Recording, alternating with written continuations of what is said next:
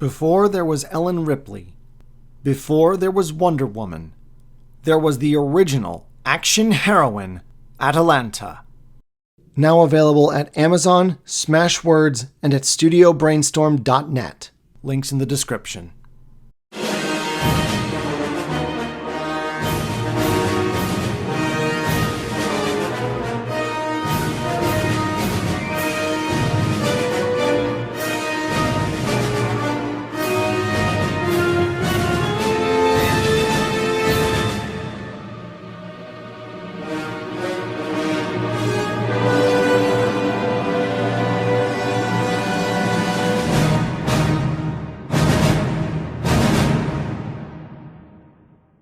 There's not really much of an intro I can give to KOTOR Exalted.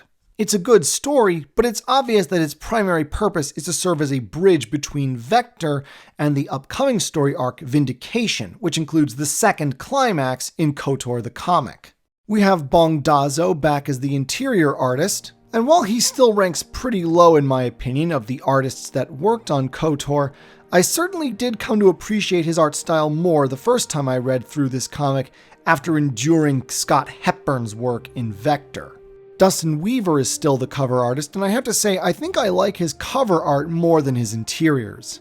We begin our story on Coruscant, and apparently things have been moving really fast lately since Lucien Dray is now occupying a seat on the Council. According to Master Vrook Lamar, a face that should be very familiar to KOTOR 2 players, this higher status has been achieved half by putting money from the Dray Trust into various charities overseen by the other council members, and half by Lucien taking advantage of the council's hostility to the Revankists by making himself a voice of opposition against further intervention in the Mandalorian Wars. Vrook is none too happy with this development, but Master Vandar sees an opportunity. He's beginning to have his own doubts about the events surrounding Zane, Carrick, and the Padawan massacre. Perhaps, now that Lucien occupies a very visible position within the Jedi Order, some hitherto unknown details might start coming to light. At the very least, Vandar already suspects that Lucien's rise has been facilitated by parties unknown. That unknown party was, of course, Hazen, as part of a scheme to put Lucien on the council so that the Covenant can have greater freedom of action. Hazen is of course quick to remind Lucien of this when he contacts him, but he has more urgent news. Celeste Morn, their shadow agent, has returned to Audren with the Mur Talisman. The Mumo Willowa touches down on Audren, and the welcoming committee proves to be far less than welcoming.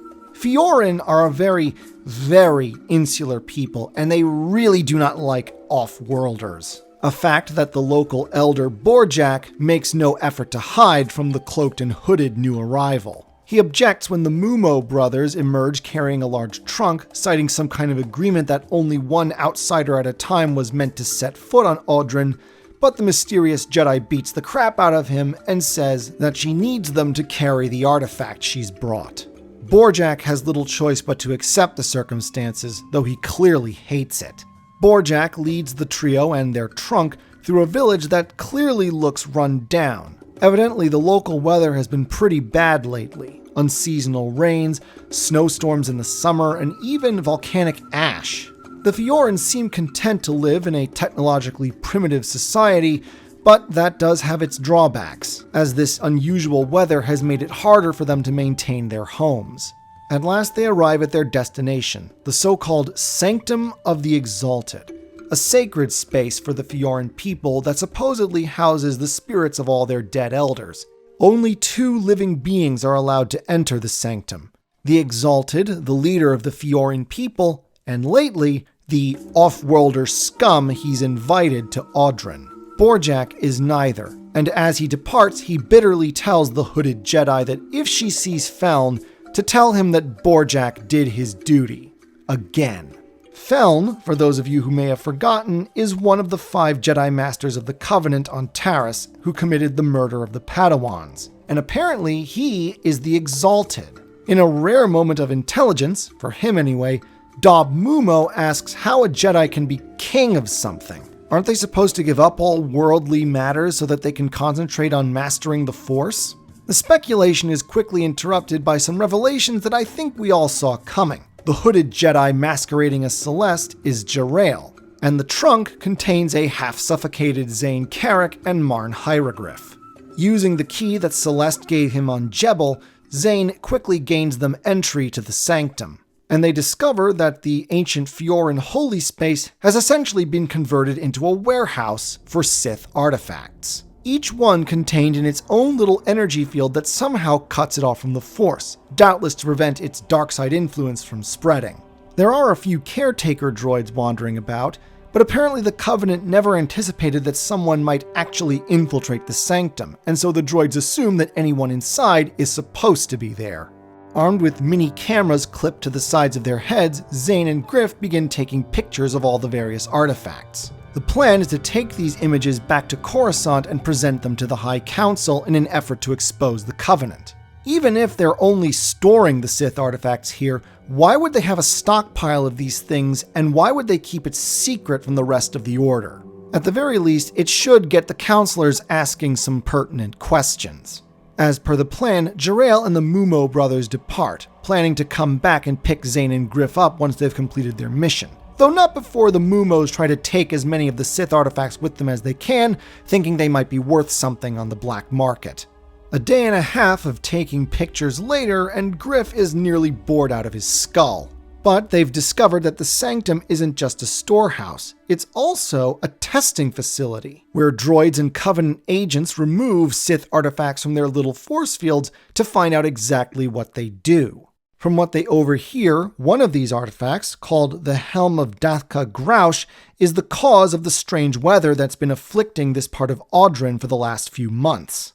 Their mission complete, the two sneak out of the Sanctum and towards the village wall. Zane begins cutting an escape route, but a lightsaber is pretty conspicuous, especially in the dark, and the Fioran are a very vigilant people.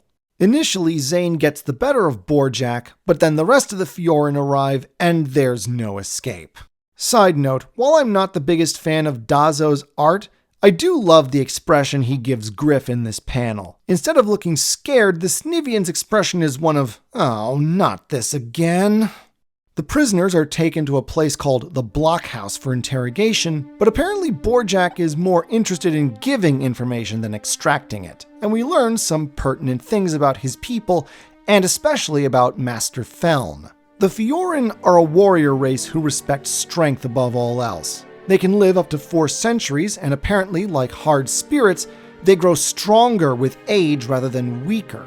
The Exalted, the overall leader of the Fioran, is always the oldest and consequently the strongest. Feln was the very first Force-sensitive among his people. In fact, Crinda Dre mentions this back in the flashback episode of Flashpoint. With his power over the Force, he very quickly became the Exalted. Then the Jedi came, discovered him, and took him to Coruscant for training. But Fioran tradition is ironclad. You don't stop being the Exalted just because you're now a Jedi Knight.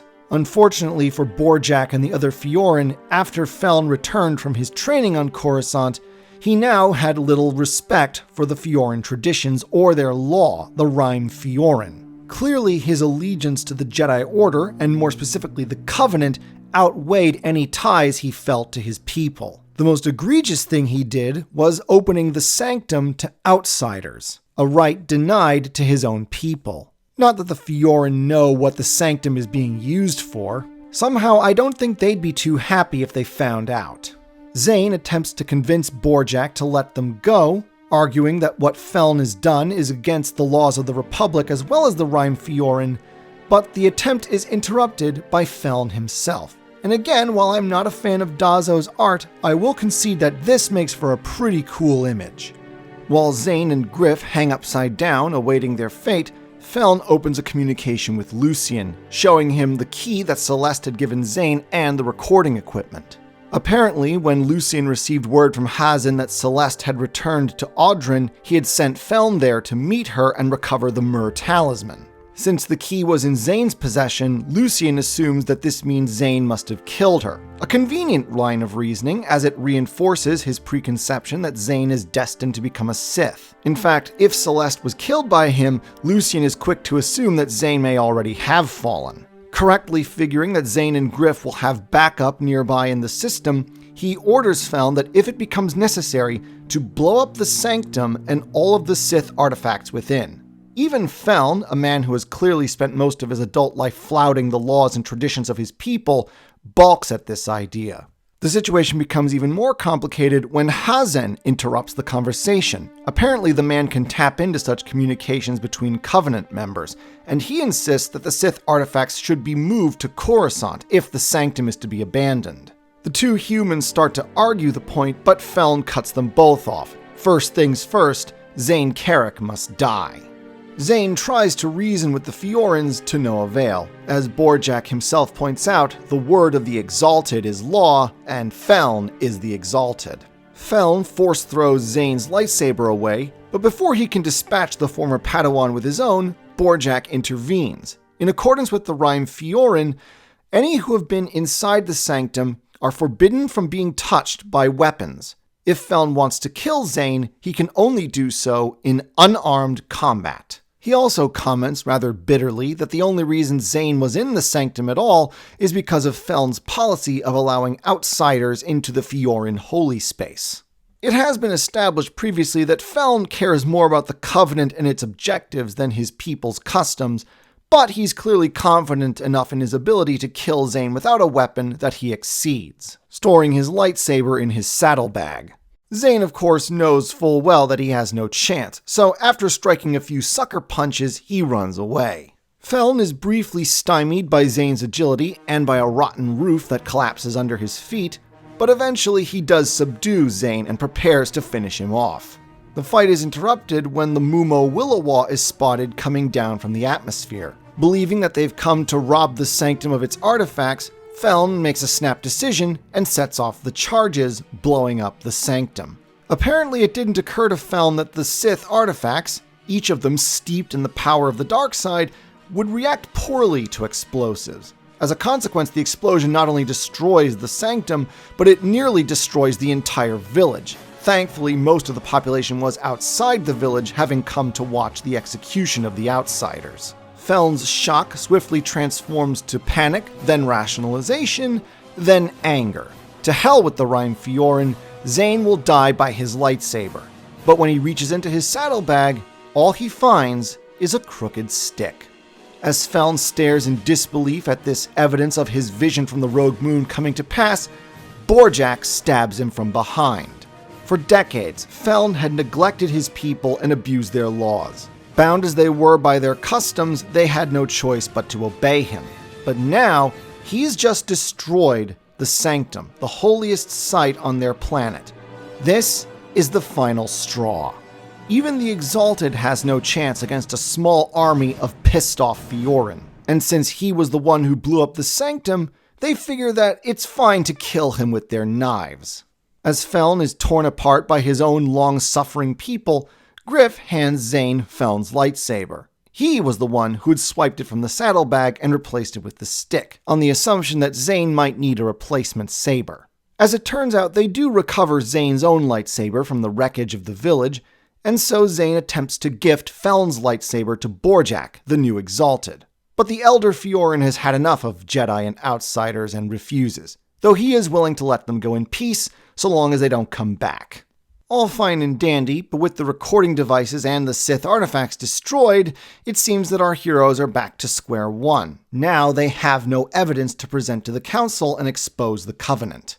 But once again, luck or the Force is with them. Dob and Del Mumo are as greedy as they are stupid, and despite Zane's admonition to not take any Sith artifacts, they did so anyway and stuffed them into their trunk while everyone else's back was turned. Now our heroes have their evidence. Back on Coruscant, the other Covenant members sense Feln's death. Zaymar and Canilia are both distressed, especially the latter, and it's revealed that she may have been having nightmares like Rana Tay because Lucian suggests that she take more sedative. Lucian, however, has already set plans in motion. Knowing that Zane will be coming to Coruscant, he's already made contact with Admiral Karath. Since Karath still believes Zane to be a Mandalorian spy, Lucian was able to convince the Admiral that Zane will be coming to Coruscant to raid the planet for the Mandalorians. Kind of a weak excuse, but then Karath was never the sharpest tool in the shed. The Admiral has already set up a cordon around Coruscant, and Lucian wants Zaymar to accompany the Admiral to make sure that Zane dies. Of course, in the prophecy of the Rogue Moon, Zaymar is destined to be killed with the Republic fleet by friendly fire. Still, as Zaymar suggests at the end of Exalted, there may be an alternative to simply trying to escape his fate or running toward it. And so here we are, folks. After 9 different story arcs, we are reaching the end game. Climax number 2 of 3, the culmination of most of what this series has been building up towards since commencement. Now all we can do is find out if the payoff was worth the wait. Next up, Vindication. Until then.